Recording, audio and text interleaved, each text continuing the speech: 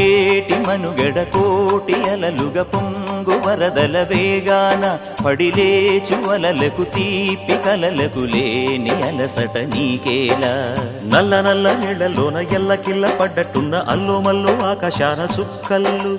అమ్మాయంటి జావిల్లమ్మ అబ్బాయంటి సూర్యుడమ్మ ఇంటి దీపాలవ్వాలంట దిక్కుళ్ళు ఎవరికి వారే యమునకు నీరే రేవు నీరు నావదంట నావతోడు రేవుదంట పంచుకుంటే గోరువంక వాలగానే గోపురానికి స్వరాల గణగణ గంటలే మోగనేలా గోపబాలుడొచ్చినాక గోకులానికి పెదాల కిలకిల పువ్వులే పుట్టే